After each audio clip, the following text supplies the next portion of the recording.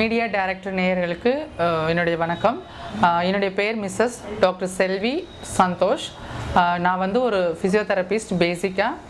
அப்புறம் நான் படித்து முடித்த உடனே வந்து இந்த ஃபிசியோதெரப்பியில் வந்து ஸ்போர்ட்ஸ் ஸ்பெஷலைசேஷனில் எக்ஸ்பீரியன்ஸ் எனக்கு நிறையவே இருக்குது. கடந்த 7 வருடமாக இந்த ஃபீல்டில் தான் நான் இருக்கிறேன்.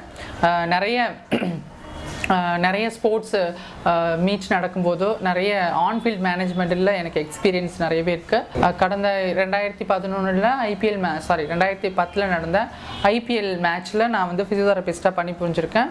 நான் வந்து ஒரு டிரான்ஸ் விமன் ஆக்சுவலி.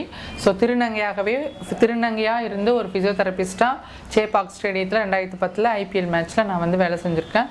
அதை தொடர்ந்து நிறைய சமூக போராட்டங்களுக்கு மத்தியில் ஒரு ஃபிசியோதெரப்பிலையும் சரி இந்த சமூகத்துலேயும் சரி ஒரு ரோல் மாடலாக ஒரு நல்ல ஒரு ஃபிசியோதெரப்பி மருத்துவராக இன்றைய வரைக்கும் நான் வந்து இந்த ஜாபில் இருந்துகிட்ருக்கேன். நான் ஓனாக தான் பண்ணிகிட்ருக்கேன். ஏன்னா இது வரைக்கும் எங்களுக்குன்னு ஒரு ரிஜிஸ்ட்ரேஷன் ஒரு கவர்மெண்ட்டில் எதுவுமே இல்லை.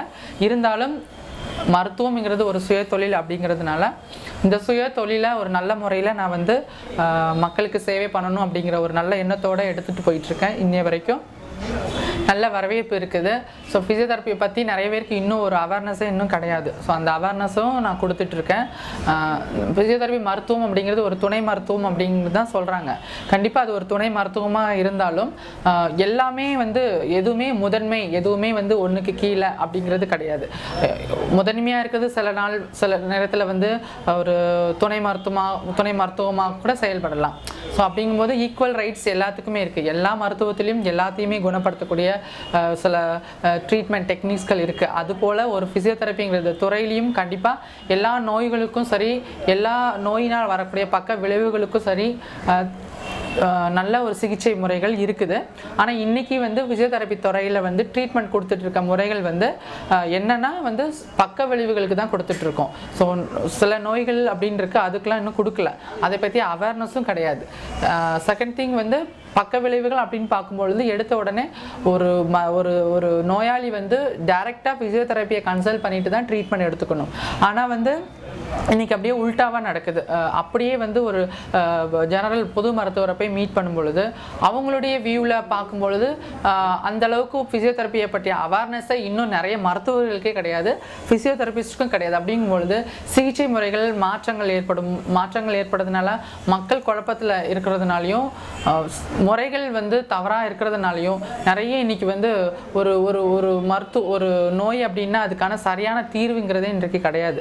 எத்தனையோ டெக்னாலஜிக்கல் வளர்ந்தால் கூட அதனால் ஏற்படக்கூடிய சைடு எஃபெக்ட்ஸ் தான் நிறையவே இருக்குது. ஸோ அதை குறைக்கிறதுக்கு வந்து ஃபிசியோதெரப்பிங்கிறது ஒரு நல்ல ஒரு முதன்மையான ஒரு மருத்துவம். ஸோ அதை பற்றிய ஒரு அவேர்னஸோடும் அந்த மருத்துவத்தையும் நான் சரியாக செஞ்சிட்ருக்கேன் நான் நினைக்கிறேன்.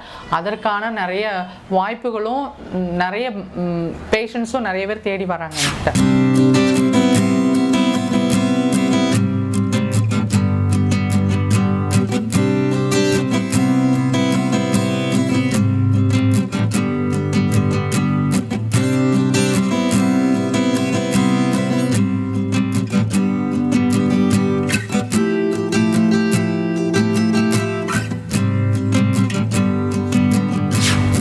ஆக்சுவலி நான் வந்து என்னுடைய சொந்த ஊர் வந்து திருநெல்வேலி மாவட்டத்தில் வந்து பக்கத்தில் இருக்க ஒரு சின்ன வில்லேஜ், தாமிரபரணி ஆற்று ஓரத்தில் இருக்க சீவலைப்பேரி பக்கம் அப்படின்னு சொல்லுவாங்க. சீவலைப்பேரினா நிறைய பேருக்கு தெரியும், கல்குறிச்சிங்கிறது தான் என்னுடைய வில்லேஜ்.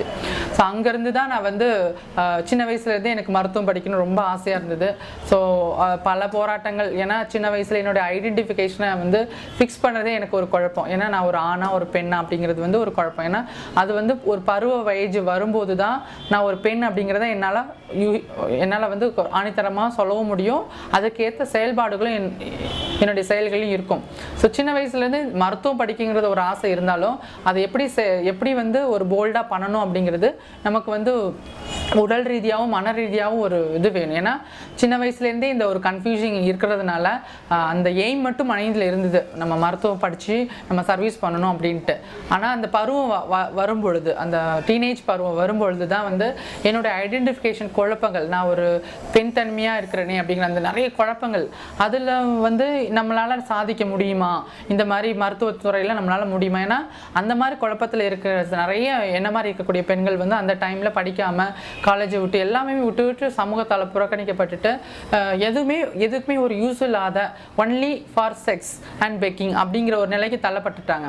ஸோ எனக்கும் அந்த நிலைமை வந்துருமோன்னு ஒரு பயம் இருந்தாலும் கண்டிப்பாக நம்மளால் முடியும் அப்படிங்கிற ஒரு தன்னம்பிக்கை, ஒரு விடாமுயற்சி, செய்யணும், வாழ்ந்து காட்டணும், எல்லாத்துக்கும் ஒரு இப்படி இல்லை, எல்லாரும் நானும் ஒரு ஹியூமன் தான், என்னாலேயும் முடியும் அப்படிங்கிறத ஒரு பயங்கரமான ஒரு எண்ணம் மனசில் இருந்தது.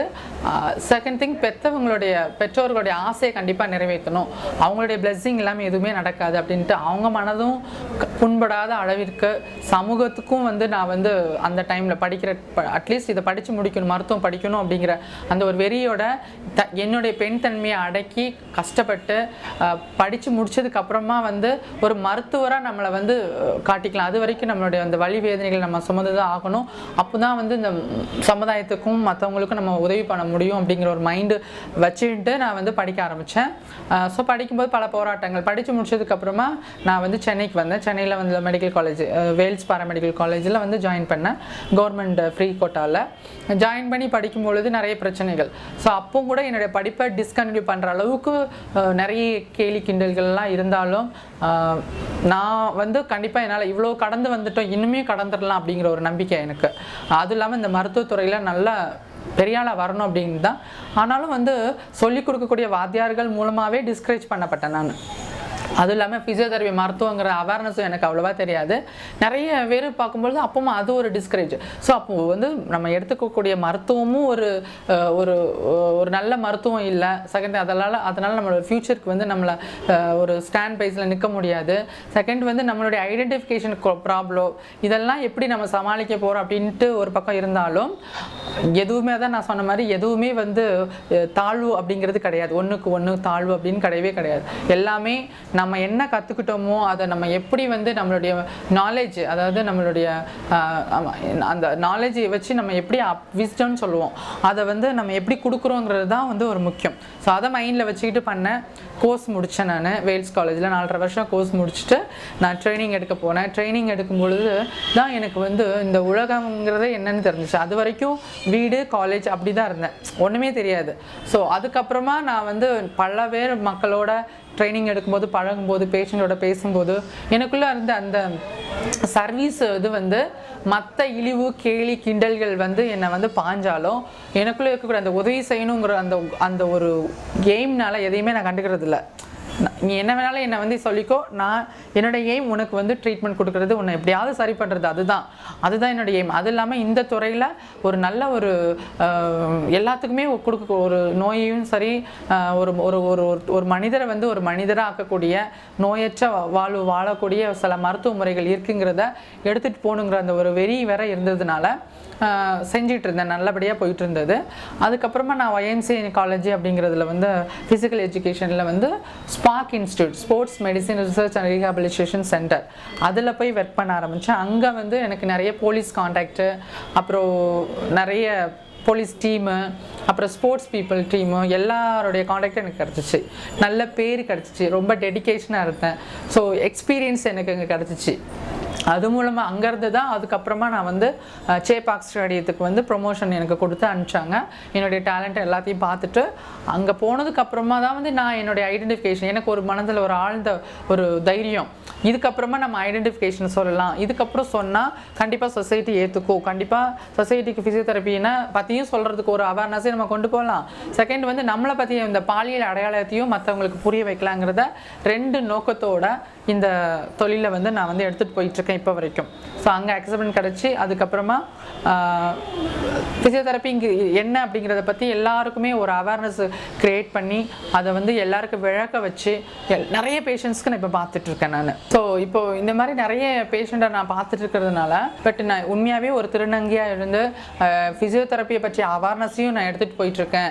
ப்ளஸ் வந்து ஃபிசியோதெரப்பி மருத்துவத்தையும் சிறந்த முறையில் டெடிக்கேஷனோட நல்ல ஒரு ரிசல்ட் கொடுத்துட்ருக்கேன். அது ஒரு திருநங்கையாக இருந்து அப்படிங்கிறத வந்து கடந்த வருடம் 2013 வந்து இந்தியன் ஃபிசியோதெரபி வெல்ஃபேர் அசோசியேஷன் மூலமாக எனக்கு வந்து இந்த விருது கொடுத்தாங்க. அதாவது பெஸ்ட் ஃபிசியோதெரபி அவார்டுங்கிற விருது எனக்கு கொடுத்தாங்க.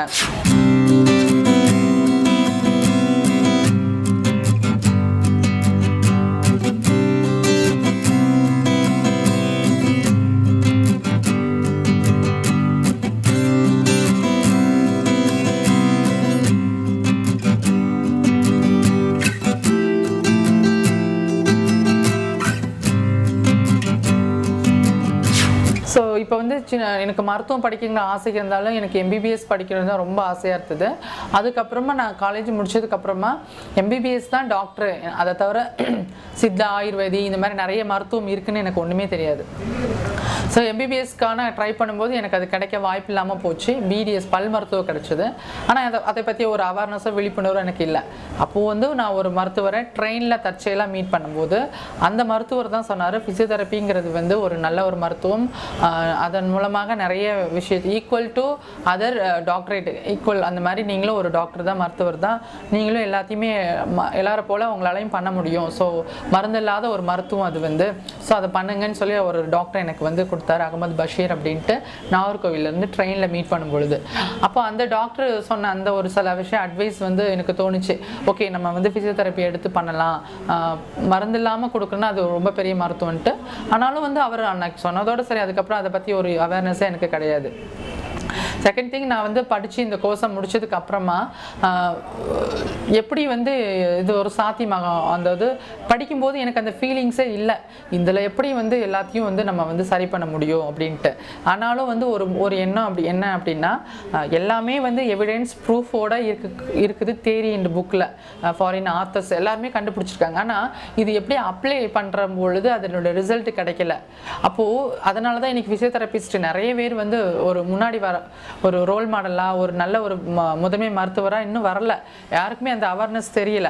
அப்போது என்ன பண்ணலாம் அப்படிங்கும்போது தான் எனக்கு கிடைச்ச ஒரு நல்ல ஒரு பிளேஸ், ஒரு எக்ஸ்பீரியன்ஸ் ஆன ஒரு பிளேஸ் வந்து YMCA. அந்த YMCAல ஜாயின் பண்ணும்பொழுது தான் படித்ததை எப்படி அப்ளை பண்ணுங்கிறத அங்கே கற்றுக்கிட்டேன்.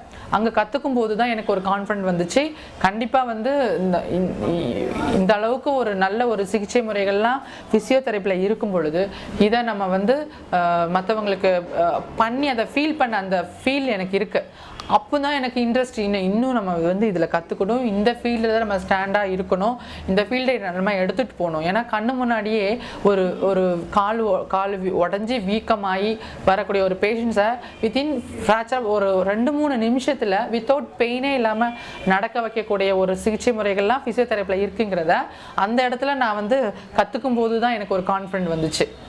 கண்டிப்பாக இதை வந்து எடுத்துகிட்டு போகணும் நிறையவே அப்படின்னு சொல்லிட்டு தான் இன்ட்ரெஸ்ட் எடுத்து அதை வந்து நான் வந்து அப்படியே அந்த ஃபீல்டை வந்து ஸ்போர்ட்ஸுங்கிற அந்த ஒரு ஸ்போர்ட்ஸ் இன்ஜுரிஸை பற்றி எல்லா ஒரு சிகிச்சை முறைகளையும் படிக்க ஆரம்பித்தேன். அதுலேயே எனக்கு இன்ட்ரெஸ்ட்டு, எனக்கு வாய்ப்புகளும் அதை மாதிரி தான் வந்தது.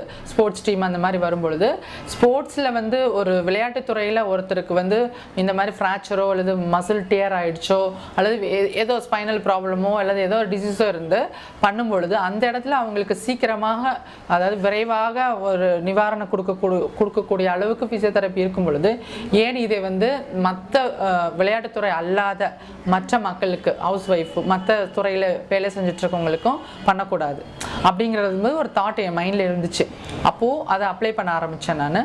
ஏன்னா ப்ராப்ளம் ஸ்டார்ட் பண்ணக்கூடிய இடம் தான் வேறு. ஃபிசியோதெரப்பி மருத்துவத்துக்கு வந்து ட்ரீட்மெண்ட் முறைகள் ஒன்று தான்.